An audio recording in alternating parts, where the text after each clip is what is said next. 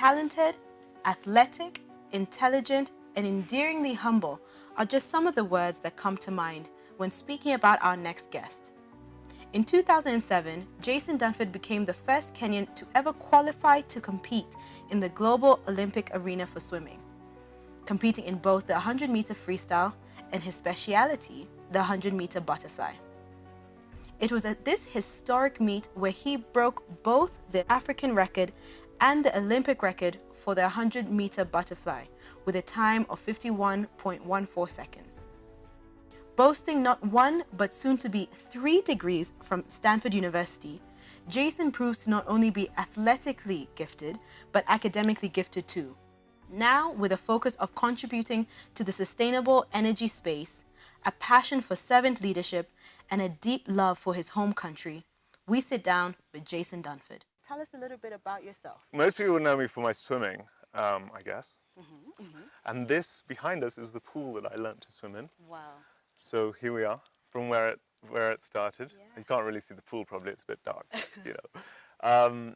Who am I? I've been, you know, this guy who grew up with this massive dream and just didn't try to let anything get in my way as I try to, you know, become the first Kenyan swimmer to go to the Olympics.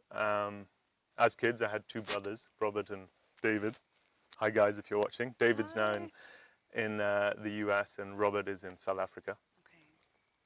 And the 3 of us just did a lot of sport together. Just loved competing. And my father, of course, pushed us to compete a lot with our sport. And he himself was very athletic. So was my mum. And so sport became a big part of who we were. And, you know, we'd race in this pool and my dad would time us and keep a record book in the back of his diary. What? Yeah, and we'd go, as we graduated, we'd break our pool records right here. Wow. We'd train in that pool at the school and I just remember starting to do like double training growing up. We'd swim at lunchtime. All the other kids would go to lunch and my brother and me and sometimes a few others would go to the pool and we'd swim after classes and then go and get a late lunch, wolf it down, then go for another sport. It was either cricket or rugby or hockey. Sometimes running, hockey. It was crazy, they offered a lot of sports. And then we'd come back 3 days a week and train again after. There were some Kenyan swimmers that we looked up to, a guy called Anthony Lialaka, who was actually a big guy I looked up to, a big inspiration. I remember looking, you know, he was the national champion, he was breaking all the national records, he was doing well continentally. And he trained at St. Mary's and similarly, you know, took it out of his step and did something different and had a focus coach. So he was starting to really get somewhere and he ended up getting a scholarship to train in the States. So he was kind of a guy I looked up to growing up. But still there was this block. Kenya had never qualified a swimming Olympian, so it was, you know, sort of a dream, but it didn't really seem like it could really happen. Yeah. My parents sent us 3 to boarding school in the UK. They wanted us to broaden our experience a bit by going there to one of the boarding schools there, and I was just glad to get us out of the house when you have 3 rowdy young boys. We could have chosen maybe a school that focused on swimming, but we decided that we want to do different sports. I was quite good. All 3 of us were pretty good athletically. The others wanted to keep them up. And I can definitely attest to that because I remember growing up, everyone just remember looking up to you guys and you were the benchmarks to beat and everything. So I can attest to that one. Played a lot of sport. It was very much other. Anyway, so we went to the school and in fact the school didn't even have a swimming pool. So we had to go and use the pool in town, which was, and you could have chosen, other pools would have had pools. So it wasn't exactly the best training environment. There was this one coach at the school, a man called Peter O'Sullivan, and he's the one who said, you know, you could really take this somewhere, you got a talent, and there's no reason you can't swim in the Olympics. I would get up every morning before class, like at 5:30 a.m. and drag my little brother Dave. I was like, I wanted someone to train with, and I couldn't find anyone, so I said, David, you have to. You're the one. You're the one. I need a training partner. And he was so reluctant at first, and he hated it. Really? And it was, I'd walk into his into his room every morning, and I had to just really, and we'd just abuse each other. Just be swear words. Painful. We had so much pain, especially by Friday. Oh gosh. And then we'd put on our coats, put on our school uniform, and we'd traipse like 6 minutes to this pool. In England, the weather can be bad, so you're traipsing through the rain. Very cold. And it would just be us and Pete sitting on the side of the pool while we swam back and forth. And so we did that and started improving, started making the county team and then the southwest of England team. Just improving. You know, our times were now national level in the UK. We went and swam in South Africa, which was the benchmark for Africa. You go and swim in the junior competitions there, under 18, and started, you know, winning for our age group, which was like, wow, okay, we're getting a bit serious. And then I broke an age group record there. Wow. And then I applied to Stanford. And I actually, at the time, I hadn't swum that amazing times by US standards yet. And I sent my times to Stanford, and they said, yeah, okay, you're pretty good, but you know, we've just recruited the number 1 and 2 in the US. And so if you come, we'll let you swim, but you're going to have to just get in normally. And then my first year, I really broke out, and that's when I really started getting somewhere and, you know, became the 4th fastest in Stanford history, which is for one of the events. Pardon? What race was that? It was the 50-yard freestyle, and at the time, 4th fastest ever. And this was a school that had multiple gold medalists, multiple Olympic record holders. The guy who held the school record had just become world champion. So, you know, you're in amongst the very best. That was 2006. I had to tell Kenya I couldn't go to the Commonwealth Games because I was being trained then. It was at the same time as the national championships in US. And, you know, I was just trying to make myself a name on the team and, you know, whatever that I felt, I had to make that really tough decision because they were so close that if I traveled for Commonwealth Games just before, I wouldn't have been in any state to perform well at the next one. So we were doing really well. And that year I went to the World Championships in Melbourne. And in 2007 is when I qualified for the Olympics. Oh my gosh. Yeah. I was just going in. I didn't really know what to expect. I knew I would be around. I knew what the time was to qualify. I knew I'd be there or thereabouts.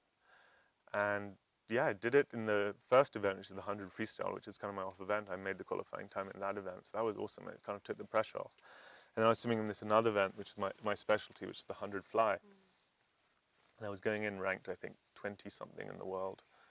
And in that competition, I swam my best time in the heats and got the Olympic qualifying time. And I qualified for the semi-final in 14th place. So you qualify the first 16 to semis, and then from semis, the top 8 go to the final. So if you could make a semi at World Championships or Olympics, it's a big deal. I mean, you're top 16 in the world. So I was 14th into the semis. I was just really happy to be in it. I was like, wow, I can't believe I'm in this. And seated at 20-something. Seated in 20-something, yeah. Whoa. And then in the semis, I was pretty relaxed, and I was in lane 2. I was in kind of outside lane, and I was really excited to be there. And I swam a race, and I took another half second off my time. And I just saw my best time in heats. And now I look up at the board, and I see 8th, so I'm in the final. But then I realized there's another guy who's 8th. So we've tied for 8th, and now we have to do a swim-off to make the final. And he's a guy called Ryan Pinney from Papua New Guinea. So you have these really 2 non-traditional, weird swimming countries, Papua New Guinea versus Kenya. And the stadium's not quite sure. Well, no, first, so we're tied for 8th, so now we have to do the swim-off. I have like 20 minutes before they're going to call me for the swim-off. And I rush back. I'm just over moon. I'm in the swim-off, but now I'm like, oh my gosh, I'm destroyed. We have to swim off for the final. And a friend of mine, also a Stanford swimming grad, a guy called Marcus Rogan from Austria, he won an Olympic silver medalist in Athens, Olympic silver medal in Athens. He sees me and he's like, what's going on? He had been sort of backstage and not seen the race. I'm like, I just, you know, tied for 8th. I got to swim this swim off to try to get in the final. And he's like, wow, that's amazing. And he grabs me and he rushes me over. Kenya, we didn't have a physio because we'd just go, me and my brother David. And you're against these big teams. US is there with 40 people. They've got massage, they've got nutrition, they've got sports psychology, they've got, I don't know, everything. You could. They've got coaches. We barely have a coach. We're standing on full deck timing each other. So I'm called, and I go with Ryan, and we go into the ready room, just the 2 of us to swim this. Just going to be 2 of He was Commonwealth Games gold medalist too. He just won Commonwealth Games gold medal 2 years before in that event. Yeah. Oh my gosh. So he was like a guy I'd watched do that, and I was like, wow, this is a big deal. It's kind of cool. And I just swim the race of my life, and I out-touch him. Oh my and in the process break the African record. And I took another half a second off my time. So you got 3 personal bests in one day. In one day. Yeah, it was nuts. Oh my gosh. And so from this time, I was the first African to break 52 seconds in the 100-meter butterfly.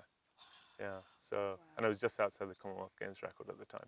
Probably more than you wanted to hear. No, not at all. I mean, some of us, when you think about the Olympics, we still think about how you broke the Olympic record.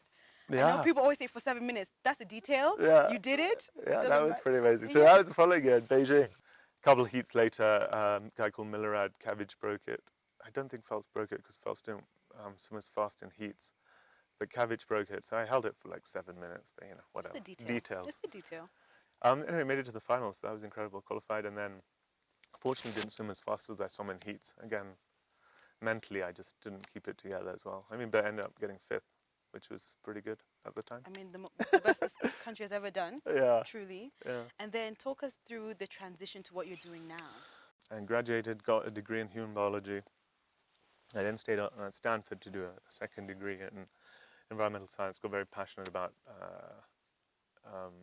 sustainability and combating climate change, which I see as, you know, the biggest threat facing humanity. So wanted to be working in some way related to environmental sustainability. So you've just mentioned when you were working in, it was California. Mm-hmm. Yeah, so we're currently, of course, in Nairobi now. Mm-hmm. And can you, when you think about how the rules of engagement differ Yes. with the sustainability environment in California compared to Nairobi, what are some of those differences that you have seen?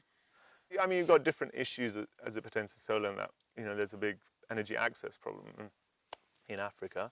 So a lot of, we're looking at microsystems that help people get on the electricity ladder and then work up from there and then start adding appliances on top of that. In the US, of course, it's fully electrified. The grid reaches everywhere. So it's more a case of decarbonizing the grid. So, you know, solar there is about replacing other dirty sources of energy, coal, natural gas isn't terribly, it's not the most dirty, it's still greenhouse gas, and replacing with renewables. And then in Kenya, you know, there's also a lot of activity going on in larger scale systems, commercial systems, beyond just the residential scale. And, you know, there's talk of some utility solar coming online soon too. So we're definitely going that direction. And Kenya obviously is big with the renewables, with the wind in Turkana. Once it gets connected, that would be fantastic. You've got obviously the geothermal capacity. And, you know, and following on that, indulge me a little bit. If you were to visualize a utopian world, let's say a utopian world here in Kenya, and it's running on, in your mind, the most ideal energy mechanism, systems. What does that look like? Describe to me what that looks like. Well, it'd be 100% renewable. Okay. I think would be amazing. But I do know there's tons of challenges with that. But, you know, with these announcements of how Elon Musk is pushing forward battery storage, you know, you've got South Australia signing up to a massive battery storage unit. Technology is improving all the time. I just think we're going to get closer and closer, and then vehicles will be electrified. And I think that's the world we tend to. People say you're crazy to think that it can be 100% renewable, but I say why not? If it, you know, there's enough smart people working on it and working to deploy the technologies that already exist and get them out there. Now, you mentioned on the negative side some of the things that you don't admire in leadership, the corruption element. On the positive side, what are some of the traits that you look up to in leadership, and those that you would look to embody yourself?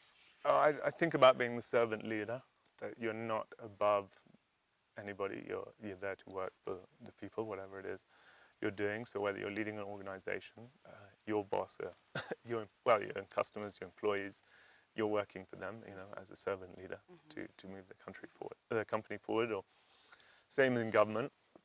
So I think there's definitely a new crop of really great Kenyan leaders emerging. Would you ever consider running for political office? I think I'm focused on business right now. Okay. But, you know, we'll see if the right opportunity were to present itself. Yeah. What are you motivated by? Why do you wake up every day? What is it that gets you up out of bed? Good question. Yeah. Sometimes it's very hard to get up that early morning, but it does. My wife Lauren knows all too well. I think it's just a combination. I don't know. It's just an inner drive, that a feeling that, you know, I was put on this world for something bigger than myself, and just pushes me to keep trying to strive forward and solve problems and support other people in the ways that I can. If you were to really just extract maybe 3 key things you think or you believe it takes Yeah. to be able to compete on the global arena, what would those be? And this is general. It doesn't have to be only in swimming or whatever. Yeah. Well, something stuck with me from actually an interview I did a few weeks ago with Mwenya Hadithi, Bruce Hobson. You can check it out below. He talked about focus, and that is a big part of it. You got to focus. You got to commit yourself to whatever you're trying to do. I would be hard pushed to say it's not a big part. Big part of what made me globally competitive was the people I was surrounded by, my amazing parents, you know, 2 great brothers.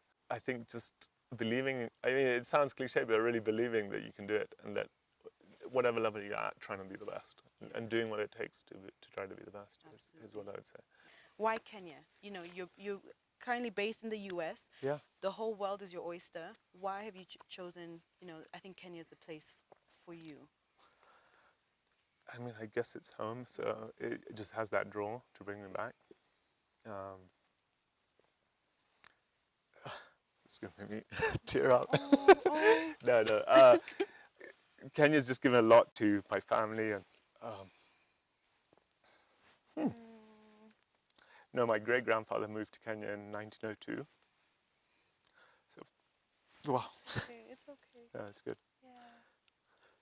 It's a lot of emotions, but yeah, my family has got a lot from this country. So Yeah. I feel that commitment. And you've given so much.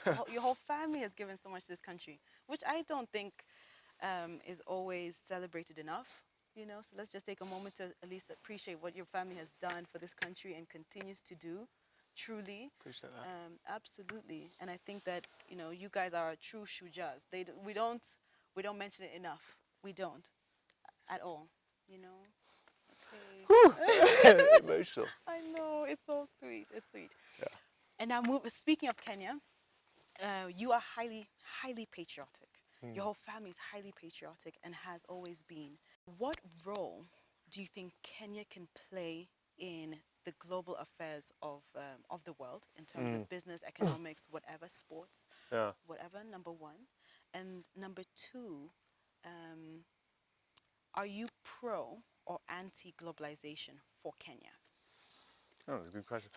Those are very good questions. The first question, what role Kenya can play in the world? I mean, Kenya is a leading country on the continent. I mean, it's known for, you know, liberal democracy, just incredibly dynamic people, just hustling. You know, we're kind of hated in other parts of Africa for that. It's true. And just, you know, really just hardworking. Man, I see it every day. And so I think that makes Kenya a very special place, and, you know, amazing resources and landscape and whatever. So, you know, we can attract tourists. We got everything that a tourist could want, so that's huge. You got incredibly intelligent, smart young Kenyans coming up who just incredibly competitive on a global stage, whatever it may be, business, politics, sports, as you mentioned. I mean, I see it at Stanford, the quality of the Kenyan kids who come to Stanford. We've been around Stanford for so long, and I interviewed a few, so got to showcase them, their brilliance to the world. People like you, Thanks. in this country, just really, you know, showing why there's so much potential and why Kenya is going to be such a force to be reckoned with if we can get over some of the problems that plague us. The world economy is important and drives commerce and trade and development of economies, and also bring cohesion to the world and brings everybody together and creates understanding. But I also understand the issues that come with globalization and the tendency of states to want to pull back from that. But, you know, if you look at how immigrants in the US create a whole bunch of wealth there, you know, anywhere you have a cosmopolitan melting pot sort of a society is where you see success in the world, because diversity brings incredible strength and progress. Absolutely. Looking out into the future, Yeah. what exactly excites you about what is to come for Kenya and for Africa at large? I mean, I think it's the fastest growing region of the world. There's a ton of investment coming onto the continent. You know, income's increasing, people's quality of life is increasing, and I think it's it's the place to be to do business. Lots of countries in Africa, but Kenya definitely has huge advantages. You know, well-educated population, uh, pretty good business environment. Although at times there's things that are done to try to to curtail that, which we shouldn't be doing. Yeah. I think the county system is going to do a lot for Kenya because I know it has its issues, but you already see more resources spreading out around the country and different pockets of development. I think that's a step in the right direction, and it just seems as long as the government is key not to curtail freedom of speech and a lot of the things that drive this democracy and the debate that happens. I think there's a very positive future. Absolutely. Yeah. Absolutely. Yeah, absolutely. Thank you. Natalie, thank you. Thank That you. was great. That was great. Well done. Thank you, Jason. That was so good.